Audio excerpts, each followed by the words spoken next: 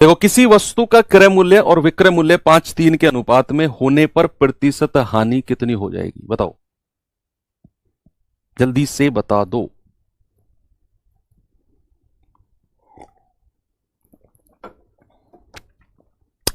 देखो, उसने कहा क्रय मूल्य और विक्रय मूल्य का जो रेशियो है ना वो 5:3 है, यानी कि सीपी कॉस्ट प्राइस और एसपी सेलिंग प्राइस विक्रय मूल्य।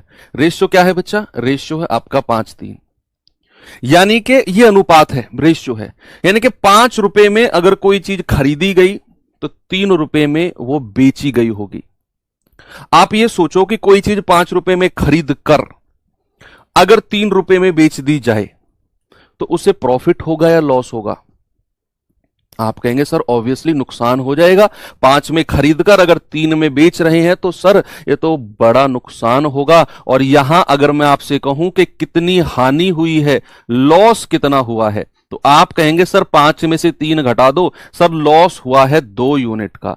और अगर लॉस को परसेंटेज में लिखना चाहूं तो 2 बटे और नीचे हमेशा क्रय मूल्य रखना है और गुणा 100। ये आएगा 5 दूनी 10 और 0 और 20 दूनी 40%। क्या जवाब होगा भाई आपका? 40%। आगे बढ़े। Very good.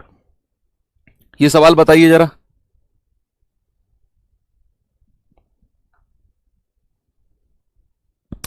एक वस्तु के लागत मूल्य मतलब वही आपका क्रय मूल्य, कॉस्ट प्राइस। एक वस्तु का cost price, the ratio of cost price and selling price. The ratio of cost price and selling price of an item is 20:21. Then find the percentage profit. तो लाभ प्रतिशत हमें बताना है। करो भाई जल्दी से, आसान, बहुत आसान टाइप है ये तो। आपको लागत मूल्य यानी कि क्रय मूल्य और विक्रय मूल्य यानी कि सेलिंग प्राइस, इनका रेशियो कितना है? 20 और 21 का। आप देखो कि कोई चीज 20 रुपए में खरीद कर और 21 रुपए में बेच दी गई।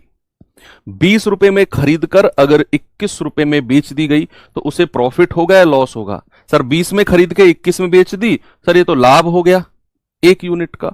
और अगर इसे मुझे परसेंटेज में बदलना है तो लाभ कितना? 1 रुपए का। और प्रॉफिट परसेंट हो या लॉस परसेंट हो, नीचे हमेशा क्रय मूल्य यानी कि कॉस्ट प्राइस को रखा जाता है बटा 20 गुणा 100। तो आप कह सकते हैं 20 एकम 20 और 20 पंजे 100 और 5 एकम 5%। आपका जवाब कितना होगा भाई? आपका जवाब होगा 5%। बिल्कुल सही जवाब है, यानी कि 5% का प्रॉफिट। एक और सवाल दूं, ये करिए। 2024 एसएससी जीडी का आया हुआ सवाल है, 2024। बताइए, विक्रय मूल्य और क्रय मूल्य का अनुपात 7:11 है, तो हानि परसेंटेज क्या होगा? Loss percentage.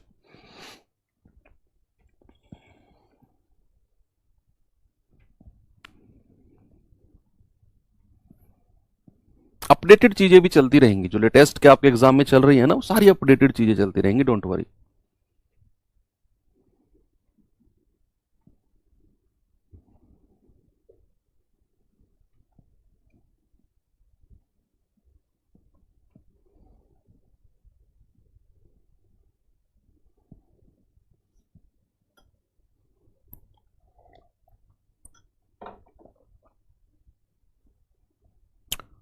$33.33%। अच्छा, ऐसे कैसे हो सकता है? देखो, उसने दिया हुआ है विक्रय मूल्य और क्रय मूल्य का ratio, the ratio of selling price and purchasing price. Purchasing price मतलब वही आपका कॉस्ट प्राइस होता है। तो पहले विक्रय मूल्य आया है तो यहां पहले सेलिंग प्राइस लिखा जाएगा, फिर आया है क्रय मूल्य, फिर सीपी लिखा जाएगा, कॉस्ट प्राइस। और रेशियो कितना है? 7:11 का।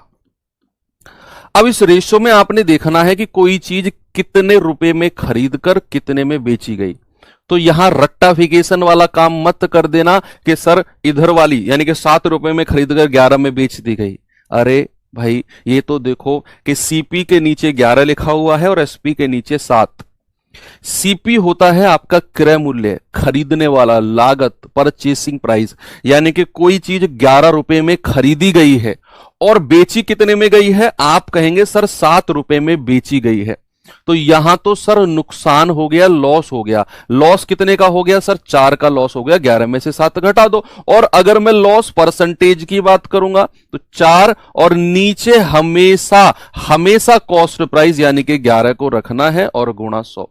ये आपका लॉस परसेंटेज आपके सामने है। इतना लॉस आपको होगा भाई। ये कटेगा तो नहीं, तो 4 के 100 में गुणा करेंगे 400 और बटे 11%। तो ये आएगा 11 तिया 33, 7, 11 छिक्के 66, 4, 11 तिया 33, 36.3 के आसपास है। 36 नहीं नहीं नहीं, यही जवाब होगा 36.36%।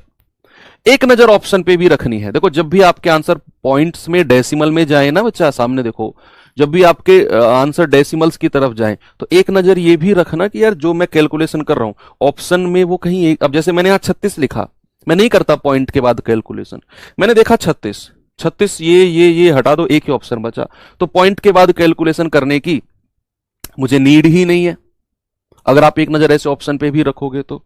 चलो एक और क्वेश्चन देता हूं, ये सवाल जल्दी से करो और बताओ इसका जवाब क्या होगा।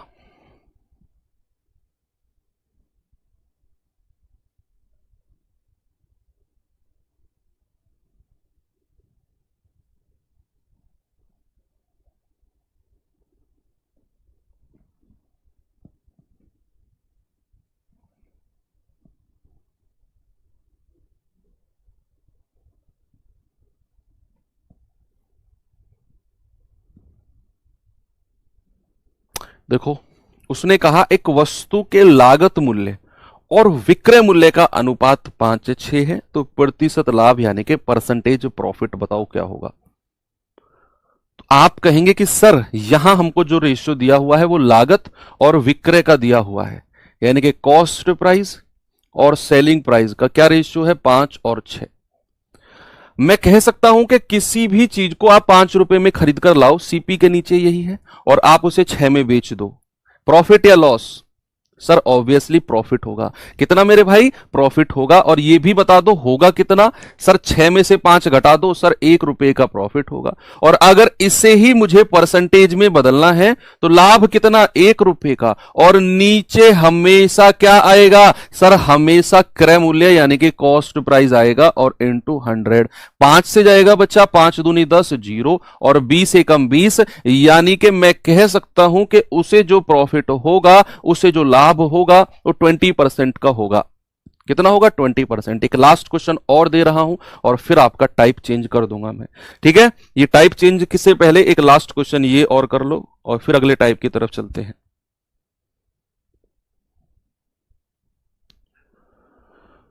करिए सवाल को।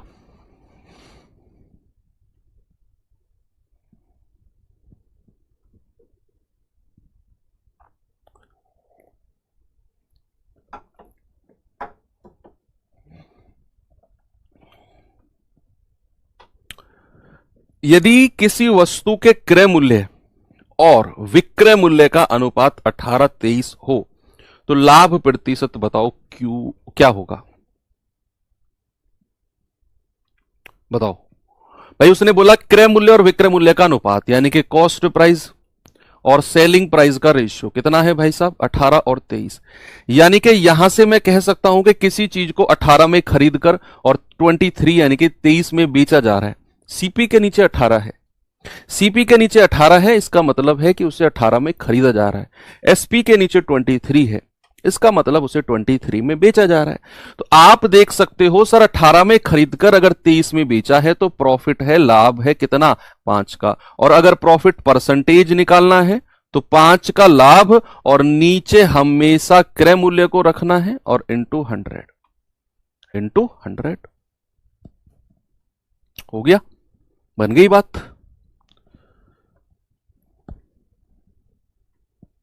आप करो इसे सॉल्व भाई। देखो ये जाएगा आपसे 2 से जाएगा, 2 नाम 18 और 2 पंजे 10, और 5 की 5 में गुणा करेंगे, 5 पूरे 25, और ये 0 यहां पे आ जाएगा और बटे 9।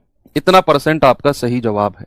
9 से जाएंगे, 9 दूनी 18, 7 बचेगा, 9 सत्ते 63, आगे कितना बचा? 7, तो 27 सही 7/18। 9% हमारा सही जवाब है, अगर मैं इसे और थोड़ा सा मॉडिफाइड फॉर्म में लिखूं तो। चलो, ये वाला टाइप भी आपके दिमाग में सेट कर दिया मैंने। चलते हैं अपने अगले टाइप की तरफ, वो भी आसान है।